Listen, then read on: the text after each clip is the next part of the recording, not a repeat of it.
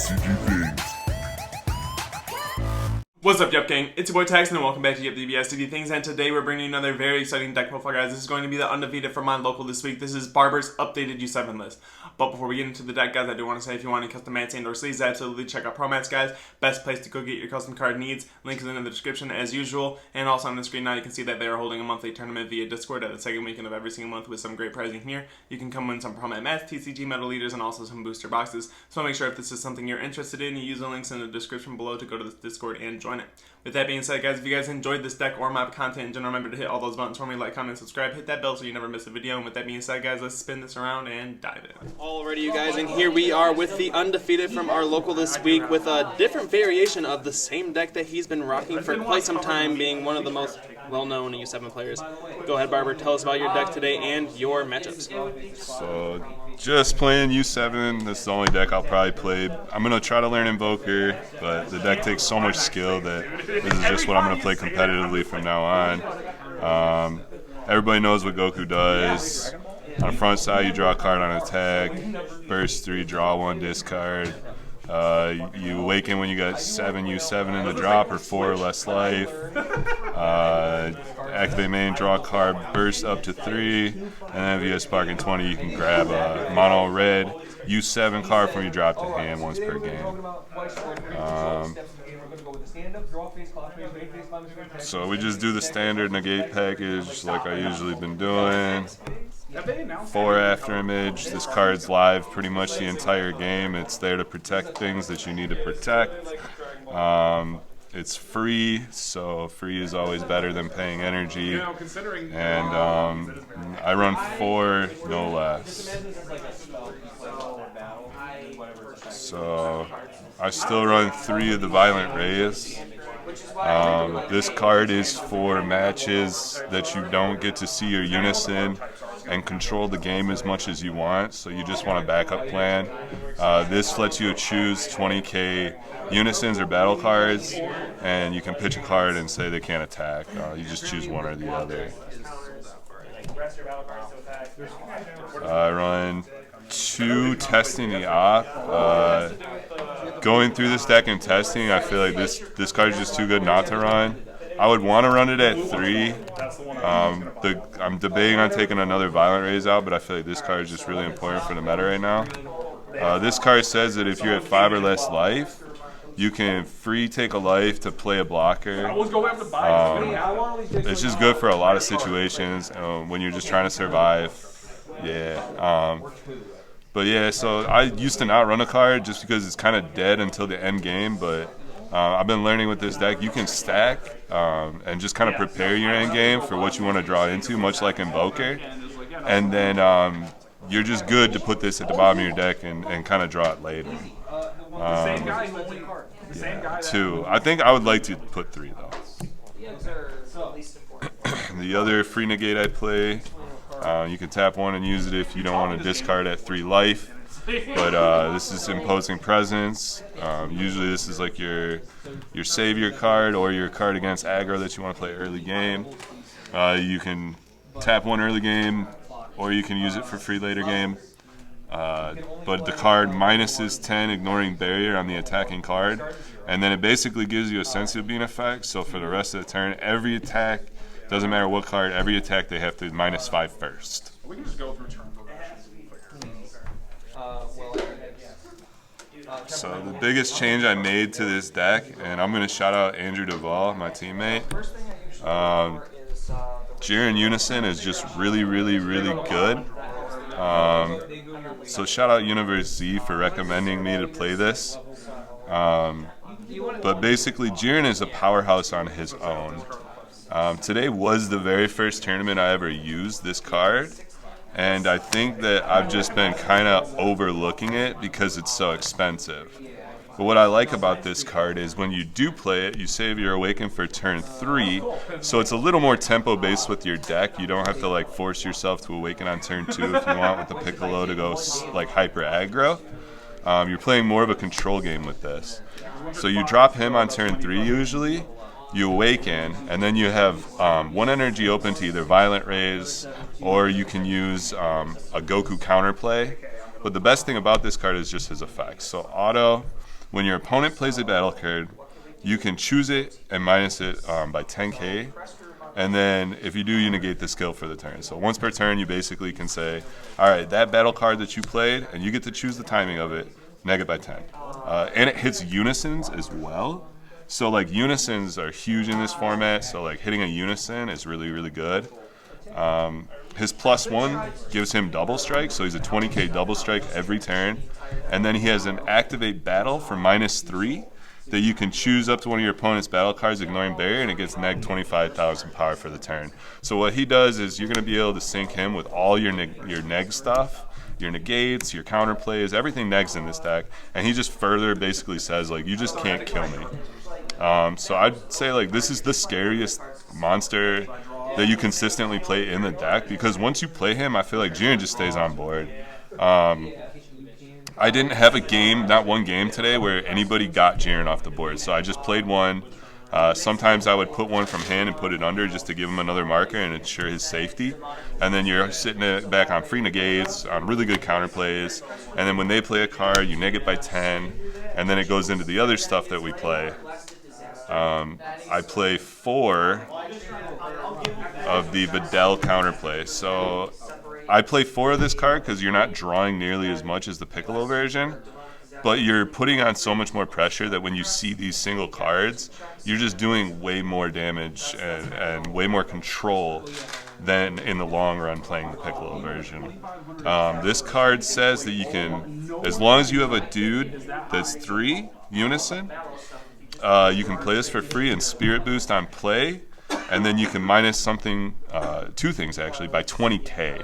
So you combo it with this, you've already minused a total of 40,000 power just between him and this card. And then you have the additional -3 if you need to.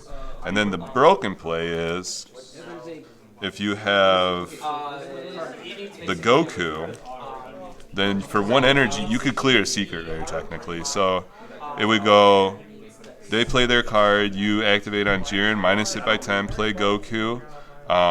Then you play Videl, get her auto to -2 things by 20, then finish with Goku's auto, clear whatever threat it is, and draw a card. So like out of all this, you just cleared an entire board for 1 energy and 2 cards from hand. And you drew a card, so it replaced the card from here. Videl, really, really good counterplay. I think that she is the better counterplay between this and Yamcha, but like Yamcha hits in the counter skill, so they're both good in their own ways. But personally, now that I've been playing with the Jiren Unison, I think this card is very, very good. But she does also have the same step, where if you do go to counterplay with this card, you can't activate counterplays for the turn. So that is, you know, the thing that kind of keeps it in check. Because if you were able to use multiple of these, it's just over. So then the last thing we play with the Unison package is our new ruler. Obviously, you got to play this card because it's played in every deck that runs a Unison that's red. You basically just throw him when you got Jiren on board, or if you want to save him for endgame, you can always stack him, draw into Vegeta. Then when you get him down to like a really decent life, you just Vegeta, play this. There's really good combos that you can do with this card. And like I said, I've been learning to stack the deck much like Invoker, so I'm drawing into these cards the turns I need them. But yeah, everybody knows what he does. 20k double strike, can't activate blocker against this card, and you can play it for free as long as you have a Unison with 3 markers. Red Unison. And then we run the 3 Vegeta counterplays. This card is just, you need it for red, because if you're playing a boss monster and trying to swing and they have the answer like Kai Negate or something that's just going to stop you right there, you just play this. You'll probably have to tap out for it. That's the penalty of it. But it gives you the option to at least keep your dude on board and keep the threats live. You have to have 3 energy, and the card that's being played, if it's 15k or less, it just doesn't hit. So you just basically say, all right, that's gone. It gets around barrier, poutine, all that type of stuff. And then I bumped down to 2 Coit in this deck because you're using a lot more energy for Jiren on your turn 3, so you don't need it every turn like the Piccolo build. But this card is just really good still. You're going to see it when you need it, I'm sure. Good against yellow, good against pretty much everything in a format. When they play something on your turn to either counterplay or stop your turn in a way, they have to warp 2 from hand every time, as long as it's a 20k or less battle card being played. There was no keeping it. He stole it. And I use quite every game. I'm gonna just say that card's really, really good. VIP. I do run one Champa in this deck because you have a lot of double strikes, but if you have the opportunity to go and you know they can go from 2 to 1, and you can just drop Vegeta for win, that's a really easy way to just win. I run Champa in almost every deck I play, so either run the one of. And since I'm swapping them in my hand, I'm always going to have the target. So and then still running the Frieza super combos. Sparking 5, it goes with the U7 theme. This is the only super combo I'll run.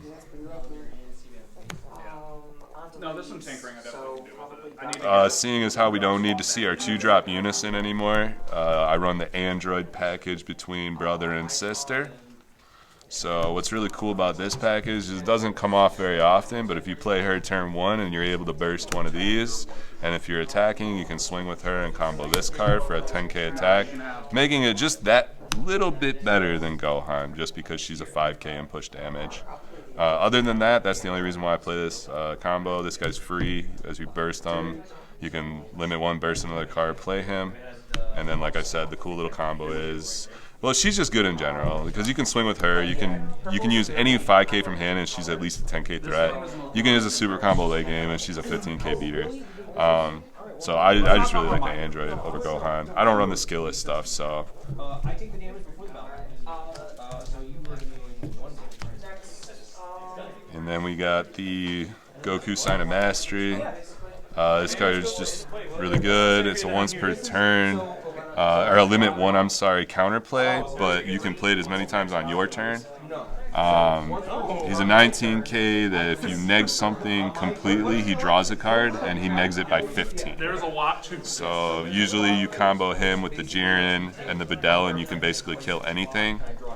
And even if it has deflect, you get around it because Videl and Goku's autos go off after they're on the board, so it's not in the counterplay skill. I can put level 1 card. Once I'm at level 3, if I take 7, I lose. So your cards get stronger. So once you get 4 of the Golden Frieza. This card is just too good to run it. Not to run it 4. I just have to have consistency with U7. Dual attack 19k that negs something by 15k on play. He has to have 5 U7 in the drop to play for 1, but and it's a limit 1 on play. But basically, you're gonna play him either turn 2 or whenever else on the game. With this deck, it's very tempo based, so you're just gonna be playing like small little threats on turn 2 that build up into a little bit more problems if they don't deal with them, and then drop Jiren on turn 3. Then you're pretty much safe as long as you have certain combos of cards in your hand, and then the rest of the game you just kind of tempo pace it. So that's Frieza. We got Android 17. 17 is your 1-drop double strike. He's a limit 1 as well with the same stiff as Frieza. You gotta have 7 U7 in the drop. Or 5 U7, I'm sorry, 5 U7. And then he has the Sparking 7 double strike. So basically when this guy attacks, you top 3, you find a U7, a mono red U7 card, put it to hand, and just really good cheap double striker for 1. He is weak to certain counterplays, so you're probably going to be playing your 4 drops more so over him, but like when you get your resources out of your opponent's hands, that's when you know you're safe to drop this guy. And just early game, they can't really deal with that. They have to just take that hit most of the time. I run 3 of the Vegeta. He's really good just to kind of get ignoring barrier stuff. He's a Sparking 10 for 2. You can activate main and play him. He negs 2 things by 15k, ignoring barrier. You draw a card. He's got deflect, and he's critical. So it baits a super combo from hand because they're not going to want to take that crit or like a blocker or something like that. I run 3. I think 3 is fine. And then since we do run the Android 1-drops again, I do bump this card back up to 3 because you're able to combo a little bit less from hand to play him. And Divine Presence is just never a bad card. There was a game I played last week against Red Broly, and they tapped out on their turn 3. Thought they were going to kill me on their next turn. They thought I didn't have what it took to kill them, so I just dropped Divine Presence when they were tapped out, and they didn't have enough to out combo. So I feel like 3 is good with this card. And then here's the new shocker. I am running 3 of the Boss Monster because, like I said, this deck is very tempo-based. And a lot of decks, if you just go Jiren turn 3 and then this guy turn 4, you're pretty much depleting a lot of their resources to stop your secret rare. So I feel like 3 is good because you either want to play this against decks that are open on turn 4 always, or just play this the following turn. Because if you're not going to play this, that just means you're just not going to play it the rest of the game. But there's points in the game where it's like I feel like you can just play him, tap out on turn 4 because you have the Jiren and you have free stuff in hand that you're just going to survive. And then that way you can drop Vegeta the next turn. And you're able to look at their hand, you're able to manage their board by 35k, clear everything, and then you know if you're safe to drop Vegeta or not. And then obviously Vegeta's the secret rare. This guy, just the most broken secret rare for red ever. I think it's one of the best in the game. Tap 4, activate main, play this card from your hand, you neg the leader by 5k. And then if you have Sparking 25, he's dual attack.